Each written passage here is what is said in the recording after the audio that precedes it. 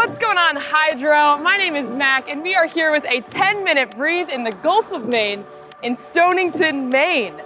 This workout is part of the Hope in the Water collection, which is inspired by the PBS docu-series, which tells the stories of innovators around the world who are working to save our oceans, feed the growing population, and find solutions to creating a more sustainable future for our planet. Today, I'm going to be telling you why a shrimp farmer in Minnesota is going to help you be a better rower. And I'll get to that in a bit, but it might surprise you. Before we do anything, let's check out our metrics. Slash 500M, that is your split, that's your speed, all right? This is a breathe. So working a steady rhythm, steady pace, jogging and running. All right, and then we'll use that S/M to tell us our rhythm number. That's how many strokes we take per minute. So you can match my hands and I will take you right to a 20 on that rhythm. Super simple workout today. We're going 5 minutes right here at this steady 20. And then we're gonna shift final 5 minutes. We're going 22. All right, so right now, finding a jogging pace that feels good. Feels like you can row this rate, row this effort level all day long. There we go, Hydrow. Sit nice and tall. Relax the shoulders. Take a nice, big, deep breath. It smells a little fishy here, if you were wondering. I love it. I'm embracing every single part of coastal rowing, even the cold mornings, cold evenings, chilly waters. It's an adventure out here. There we go, embracing the core, relaxing the shoulders, finding that drive in the legs. So we got to watch the Hope in the Water series on PBS. There are so many amazing stories. And one that I think you'll hear all of us, me, Mike, James, and Sarah, I think we all really love learning about this shrimp farmer in Minnesota. He has a little segment in one of the series episodes, and it's very, very inspiring. I know nothing about shrimp farming, but now I do. And I'm very excited to share with you about it. Keep rowing nice and steady here. But, so here's the basics, all right? I'm not gonna give you the whole story, but there's a shrimp farmer in Minnesota. Before that, he was a dairy farmer. He was milking cows. And then he decided to raise shrimp. And if you're wondering, there are no oceans in the middle of Minnesota. So how did he do it? How does he do it? Well, there's a really awesome bit in the show. Talks about how, you know, he had this crazy idea. No one knew how he was gonna pull it off, but he wanted to make it happen. He believed he could make it happen. And so there's this lesson, this idea that before you can be anything else, you have to be a beginner. And I think that translates to everything, right? We have all these new experiences in life, and sometimes we can be embarrassed being a beginner. When things are challenging, when we show up, we don't totally know everything, right? But today I'm gonna tell you, if you're a beginner, if you are new to Hydrow, if you are new to rowing, or if there's something in your life that is just new territory to you, all right, you're gonna walk away from this workout today embracing every aspect of being a beginner, because being a beginner is the best. All right, sit nice and tall here as we keep that 20 nice and steady. And again, if this is a new concept, holding that rhythm, all right, don't put too much pressure on yourself. We are all just out here trying our best. That's all we can do. Find that rhythm. Might feel a little bit different from person to person, but that is kind of the fun part, you know? We figure it out, we learn, we grow at our own pace. We all have our own stories. And that's beautiful. That's what makes us a great big team. 30 seconds.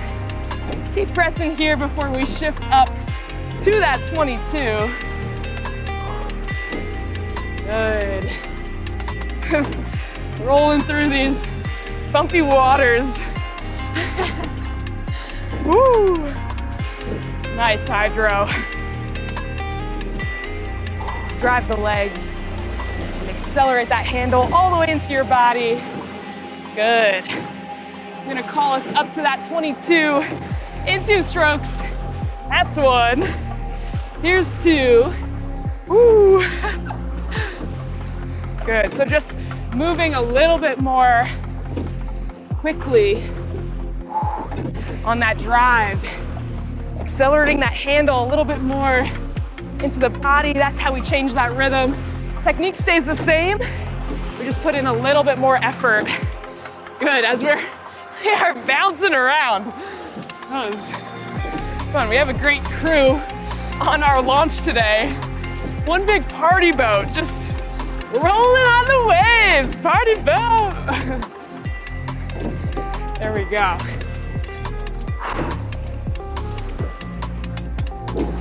Believe it or not, I am a beginner at coastal rowing. Talking about embracing being a beginner. There are many differences between being out on the open waters than a flat water river with very little variables other than the rogue kayaker. You got bumpy waters, you got big boats, you got marine life, which I sometimes choose not to think about when I'm rowing. What's underneath me? I don't know. But being able to kind of bounce back after each stroke that maybe we get thrown a little bit, we find our way. And talking about being a beginner today, you know, one of the best things is that you can kind of take that pressure off yourself, right? You have freedom to explore. There's no standard, there's no expectation that you're gonna be the best there is, right, when you just pick something up. And it's the same with fitness, right? Like, we've got challenges, we've got things that get in the way. It's a process. There's no one day, right, that determines what your lifestyle, what your journey is gonna look like. It's a culmination, the little things over time, the tiny habits that we form, that's who we become.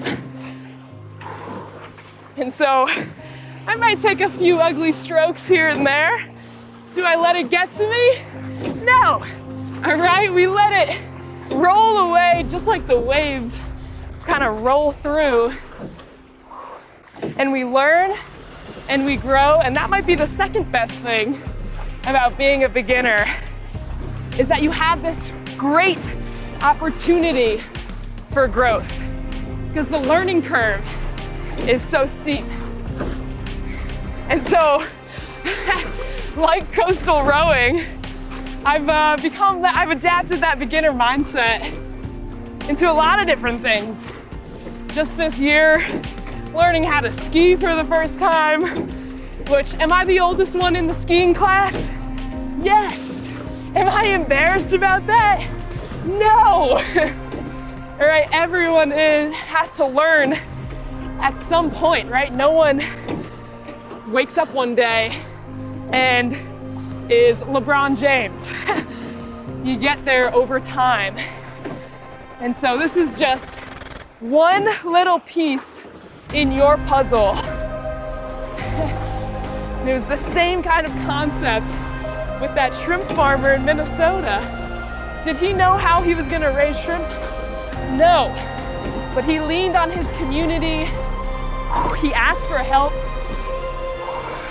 He was able to learn real quick what works, what doesn't.